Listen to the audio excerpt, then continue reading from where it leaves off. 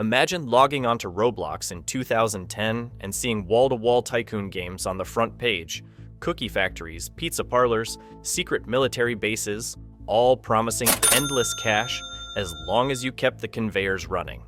Fast forward to 2025 and those once dominant titles feel like buried treasure, pushed aside by simulators, roleplays, and flashy anime battlers.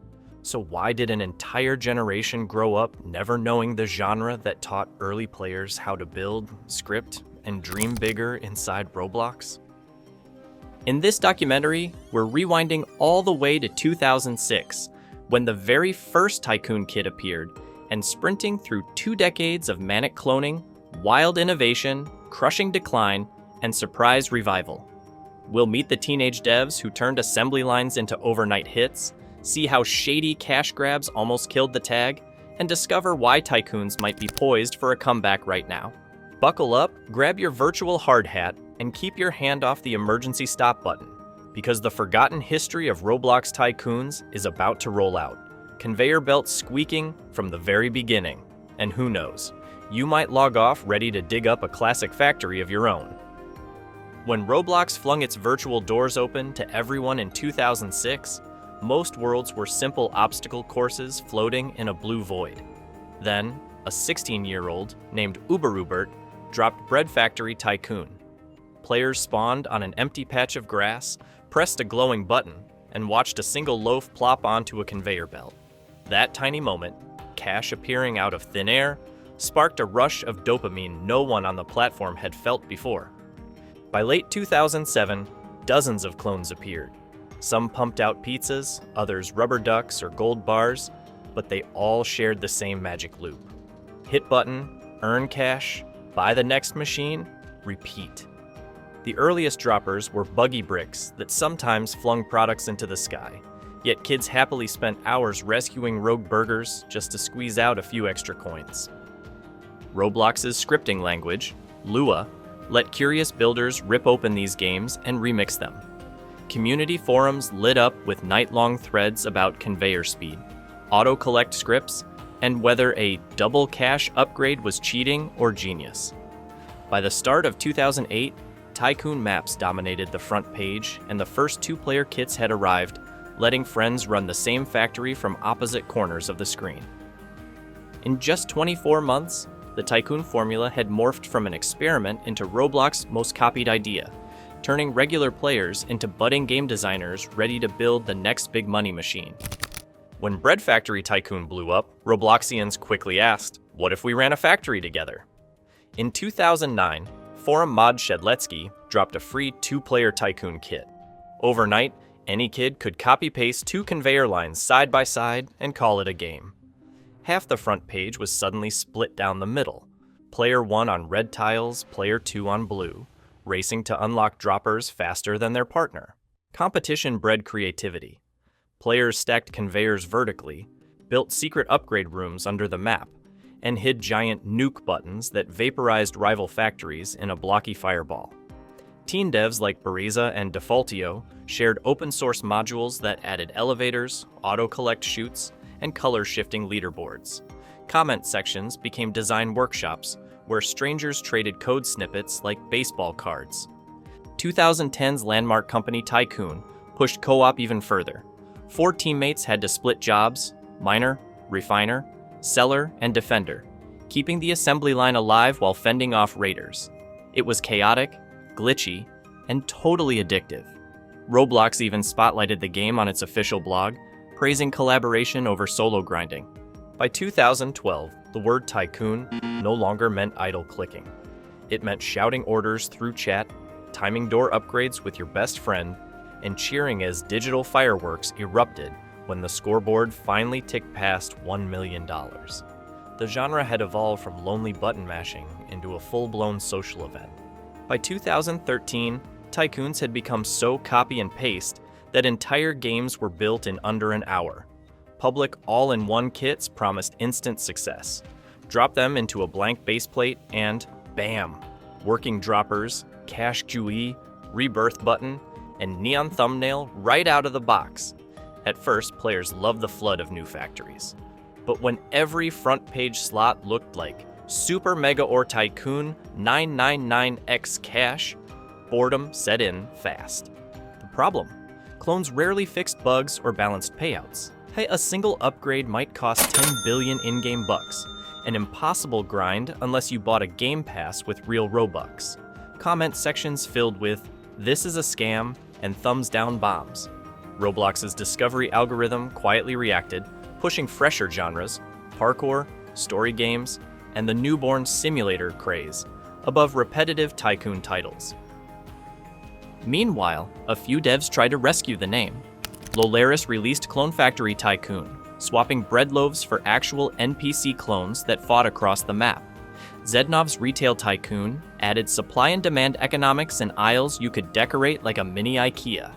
Critics praised these standouts, but they were needles in a neon haystack of low-effort cash grabs. By the end of 2015, Tycoon felt like a tired badge. Players who once bragged about perfect conveyor layouts now logged into survival and roleplay games instead, leaving dusty factories spinning in empty servers. 2016 hit, and Tycoons got a loud makeover. Thumbnails screamed 1 million times cash in rainbow text. Developers jammed every square inch of the screen with pop-ups for VIP passes, golden droppers, and instant billionaire buttons. One click could empty your Robux wallet faster than a conveyor could spit out a single brick. Why the sudden shift? Roblox launched dev products, microtransactions you could buy again and again. Overnight, Tycoon makers realized they could trade patience for profit. Pay 50 Robux to double your earnings. Pay 400 to skip the grind entirely. Some games even flashed jump scare ads between respawns, teleporting you to a new Tycoon the moment you tried to leave. Players started joking that the real Tycoons were the developers cashing out. Clickbait culture didn't stop at the store. Game names stretched like tongues: Nuclear Zombie War Tycoon, Free Godly Weapon at 500k likes. Many titles buried the actual Tycoon loop under flashy sword fights or obby stages. Anything to snag a like and climb discovery ranks. The genre's reputation tanked, honest builders were drowned out by quick-buck copycats. Yet, hidden among the noise, a few polished gems refused to sell out. Games like Restaurant Tycoon and Retail Tycoon, two balanced fair progression with optional boosts, proving that smart design, not spam, could still rule the factory floor. Before we clock into the pandemic comeback, pause that conveyor for 1 second, smash the like button, hit subscribe for more hidden Roblox history, and comment the very first Tycoon you ever played. We might feature it next time. When the world went into lockdown in early 2020, Roblox's player count exploded, and so did nostalgia. Stuck at home, millions of veterans fired up old favorites, while curious newcomers clicked anything with high ratings. Tycoon fanatics spotted their chance and started rebuilding the classics with modern tools. Suddenly, Retail Tycoon 2 rolled out gleaming shelves, dynamic lighting, and an economy that actually tracked supply chains. Theme Park Tycoon 2 added first-person coasters that felt like mini VR rides. The grind was still there, but the polish was next level. Meanwhile, simulator developers cannibalized Tycoon DNA. Clicker loops borrowed droppers, rebirths copied conveyor prestige, and AFK grind circles basically turned every player into a walking factory. In return, Tycoon devs pinched slick mobile interfaces and pet systems from the simulators, creating hybrid titles like Airport Tycoon and War Tycoon, half-idle management, half-action shooter. The tags blurred, but the core appeal was stronger than ever. Build something, watch numbers zoom, repeat. Roblox's updated filtering finally helped quality float to the top. Games that spammed pay-to-win pop-ups sank in search, while balanced projects earned front-page slots and brand-new sponsorship deals. By late 2022, Tycoons, long written off as yesterday's news, were pulling in concurrent player counts rivaling big simulators and story games. The factory floor was humming again, and this time the gears felt smoother than ever. Roblox's updated filtering finally helped quality float to the top. Games that spammed pay-to-win pop-ups sank in search, while balanced projects earned front-page slots and brand new sponsorship deals.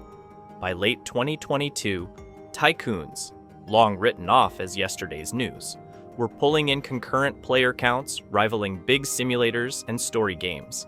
The factory floor was humming again, and this time the gears felt smoother than ever. At the same time, live service war factories leveled up. War Tycoon rolled out naval battles, hovercrafts, and a prestige tree that let you rebirth entire armies instead of conveyor belts. Update videos and TikTok clips pushed the game past 10,000 concurrent fighters on weekends, proof that Tycoons could still spark competitive hype. Then 2025 dropped a bomb bigger than any nuke button. Grow a Garden. Built by a teenage dev in 3 late-night coding sessions, this chill farming tycoon rocketed to 8.9 million concurrent players on May 24th, almost the population of New York City, all pushing pixel carrots at once. PC Gamer called it the biggest PC game of the year, beating every title on Steam that day. The record shattered 2 myths at once: that tycoons were dead, and that only action shooters could dominate Roblox front page. Suddenly, every studio wanted its own cozy conveyor loop, and the tag Tycoon started trending for the first time in nearly a decade. So how did a genre that once ruled Roblox vanish from most players' brains? First, the discovery algorithm changed. In 2016, Roblox began rewarding total playtime over single session length, lifting fast-paced simulators and social hangouts above slower factory grinds. Tycoons, built for long idle sessions, slid off the front page and into obscurity. Second, the clone avalanche poisoned the brand. Thousands of slapdash super cash factories stuffed with paywalls earned more dislikes than likes. When kids saw the word Tycoon, they expected a scam and clicked away. Streamers and TikTokers followed suit, turning the genre into a punchline meme instead of must-play content. Finally, younger gamers simply grew up in a different meta. If you joined Roblox after 2018, your first big hits were simulators, tower defenses, or roleplay cities, not conveyor belts. Without nostalgia pulling you back, Tycoons felt slow compared to clicking pets or racing hoverboards. Add those 3 forces together: algorithm shifts, reputation damage, and generational drift, and the once iconic factory loop faded into digital dust, waiting for someone brave, or bored, enough to rediscover it. Tycoons may have slipped off the front page, but their DNA runs through almost every modern Roblox hit. Cash flow scripts inspired clickers. Conveyor rebirths became simulator prestige. Co-op factories showed devs how teamwork hooks friends for hours. Today, studios' AI assistants let rookies generate working droppers in minutes, and UGC creators sell factory-themed gear that links straight into games. Console support and smoother mobile controls mean future Tycoons can reach more players than ever. If designers fold in storytelling and social quests, think Retail Tycoon meets Brookhaven. We could witness a second golden age where grinding cash feels fresh again. Factory floors creak, conveyors rattle, and somewhere an old collect cash button is still waiting for a click. Tycoons taught early Robloxians to code, collaborate, and dream in assembly line loops. They deserve a spot in every player's memory vault. So here's your mission: dust off a forgotten Tycoon tonight, invite a friend, and see how fast you can max out those droppers. Loved this deep dive? Smash that like button, subscribe for more hidden history docs, and drop a comment naming the Tycoon you're itching to rebuild. Then fire up Roblox, search Tycoon, and start stacking that virtual cash.